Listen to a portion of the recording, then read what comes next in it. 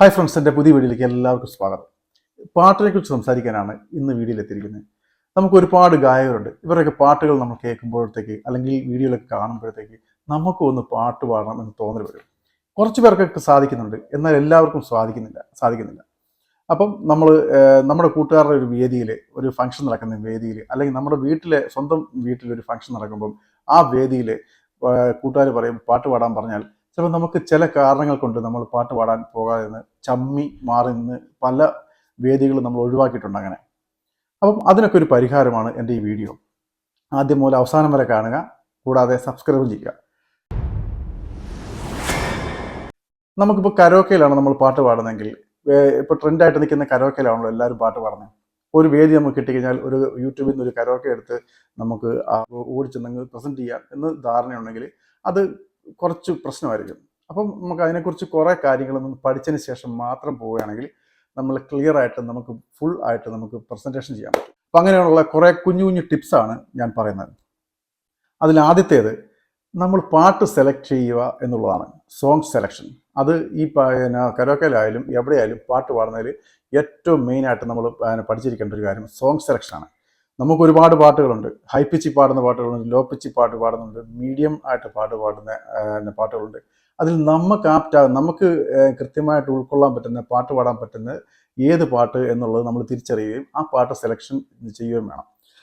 അതുകൂടാതെ നമുക്ക് ഏറ്റവും നന്നായി അറിയാവുന്ന പാട്ടായിരിക്കണം നമ്മൾ പാടാൻ പോകുന്നത്. കാരണം ആദ്യമായിട്ടൊക്കെ പാടുമ്പോഴത്തേക്ക് പുതിയൊരു പാട്ടെടുത്ത് പാടുന്നതിലും കുറച്ചുകൂടി ബെറ്റർ ഏറ്റവും നന്നായിട്ട് അറിയാവുന്ന ഒരു പാട്ട് പാടുന്നതായിരിക്കും ഏറ്റവും നല്ലത് എന്നുള്ളതാണ് പറയുന്നത്. കാരണം ആ പാട്ട് പാടുമ്പോഴത്തേക്ക് ആ പാട്ടിൻ്റെ മ്യൂസിക്കും ആ പാട്ടിൻ്റെ വരികളും ഒക്കെ ഓൾമോസ്റ്റ് നമ്മുടെ കയ്യിൽ കാണും, അല്ലെങ്കിൽ നമ്മുടെ ബ്രെയിനിൽ കാണും. അപ്പോൾ നമുക്ക് പാട്ട് പാടാനായിട്ട് കുറച്ചുകൂടി എളുപ്പമായിരിക്കും. ഇനി അതല്ലെങ്കിൽ തന്നെ ഏത് പാട്ടാണെങ്കിലും നമ്മൾ പാട്ട് പാടുന്നതിനെക്കുറിച്ച്, ഏത് പാട്ട് പാടുന്നോ ആ പാട്ടിനെക്കുറിച്ച് നല്ല ധാരണ ഉണ്ടായിരിക്കണം. ആ പാട്ട് നല്ല തറവായിട്ട് 1 ആവർത്തി, 10 ആവർത്തി, 100 ആവർത്തി, 1000 ആവർത്തിയൊക്കെ കേട്ട് കഴിയുമ്പോഴത്തേക്ക് ഈ പാട്ട് നമ്മൾ പഠിക്കാതെ തന്നെ ഓട്ടോമാറ്റിക്കലി നമ്മൾ പഠിക്കും. നമ്മൾ മനഃപ്പാഠമായിട്ട് ഇങ്ങനെ പഠിക്കാൻ വേണ്ടി ഇരുന്നാൽ പഠിക്കത്തില്ല. പക്ഷേ പലവട്ടം നമ്മൾ കേട്ടിരിക്കുമ്പം നമുക്ക് പാട്ടുകളൊക്കെ പഠിക്കാൻ പറ്റും. ആ പാട്ട് നമുക്ക് കരോക്കയിലായാലും എവിടെയായാലും ചെന്ന് പാടുമ്പോഴത്തേക്ക് മ്യൂസിക് സെൻസ് ചെയ്തിട്ടുണ്ടെങ്കിൽ കൃത്യമായിട്ട് നമുക്ക് അതിനെ പാട്ട് പാടാനായിട്ട് നന്നായിട്ട് പ്രസൻറ്റ് ചെയ്യാൻ സാധിക്കും. അതാണ് സോങ് സെലക്ഷൻ എന്ന് പറയുന്ന കാര്യം.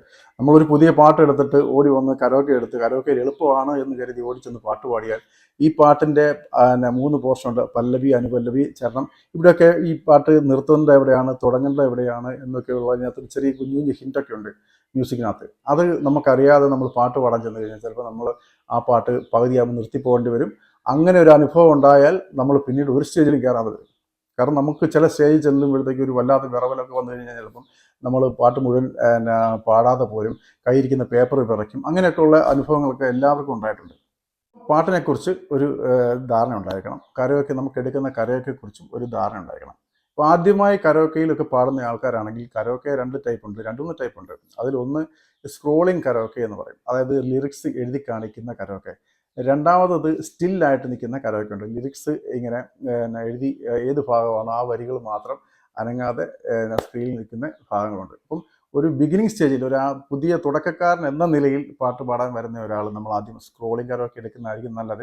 നമ്മൾ കുറച്ചുകൂടെ നമ്മുടെ കോൺഫിഡൻസ് ലെവലെല്ലാം വർദ്ധിച്ചതിന് ശേഷം മാത്രമേ ഉള്ളൂ ഈ സ്റ്റില്ലായിട്ട് നിൽക്കുന്ന കരോക്കെ ഉപയോഗിക്കാവുള്ളൂ. അതല്ല പിന്നെ മലയാള അക്ഷരങ്ങൾ ഇംഗ്ലീഷ് എഴുതി, മലയാള പാട്ടുകൾ ഇംഗ്ലീഷ് എഴുതി തന്നെ മംഗ്ലീഷ് പാട്ടുകളുണ്ട്. അതൊക്കെ നമുക്ക് ഏകദേശം പാട്ടിനെക്കുറിച്ചുള്ള ധാരണയൊക്കെ ആയതിനു ശേഷം മാത്രം നമ്മൾ ചെയ്യുക.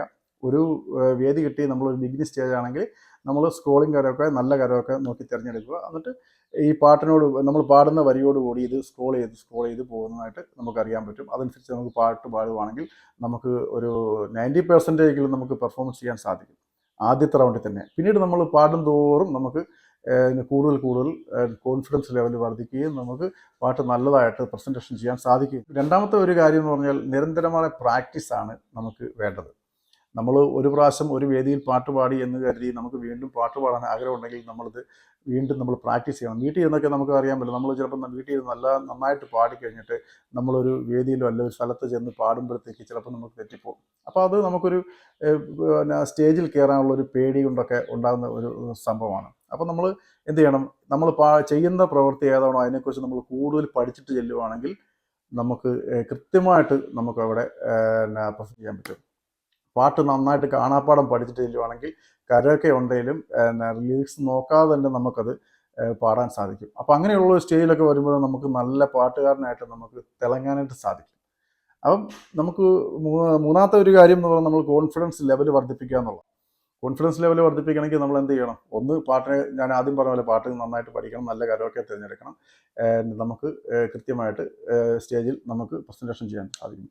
പിന്നെ സ്റ്റേജിൽ കയറുമ്പോൾ ഉള്ള വിറവൽ അതെല്ലാവർക്കും ഉണ്ടാകുന്നുണ്ട്. ആദ്യത്തെ സ്റ്റേജിൽ കയറുമ്പോഴത്തേക്ക് വിറയ്ക്കാത്ത ആൾക്കാർ ആരുമില്ല, പേടിക്കാത്ത ആൾക്കാർ ആരുമില്ല. അപ്പം നമ്മളവിടെ ചെല്ലുമ്പോഴത്തേക്ക് നമ്മൾ ചെയ്യേണ്ട കാര്യം എന്ന് പറഞ്ഞാൽ നമ്മൾ ആദ്യം ഒന്ന് ഈ വേദിയിൽ നിൽക്കുമ്പോൾ തന്നെ ശ്വാസം എടുക്കുന്ന സമയം കൊണ്ട് തന്നെ നമ്മൾ വേദി വെളിയിലിരിക്കുന്ന സദസ്സിലിരിക്കുന്ന ആൾക്കാരെ മുഴുവൻ ഒന്ന് വീക്ഷിക്കുക. ഒന്ന് വീക്ഷിച്ചതിന് ശേഷം ഒരു മിനിറ്റ് ഒറ്റ സെക്കൻഡ് നമ്മൾ ശ്വാസമൊക്കെ വലിച്ചതിന് ശേഷം നമ്മൾ റിലാക്സ് ആയതിനു ശേഷം മാത്രം നമ്മൾ പാട്ട് പാടാൻ തുടങ്ങുക. ആ പാട്ട് പാടാൻ തുടങ്ങുമ്പോഴത്തേക്ക് നമ്മുടെ പേടിയും വിറവലും ഒക്കെ നമുക്ക് മാറിക്കൊള്ളും. ആദ്യത്തെ ഒരു വിറവലേ കാണത്തുള്ളൂ, അത് കഴിഞ്ഞാൽ പിന്നെ ഇതൊന്നും ഉണ്ടാവില്ല.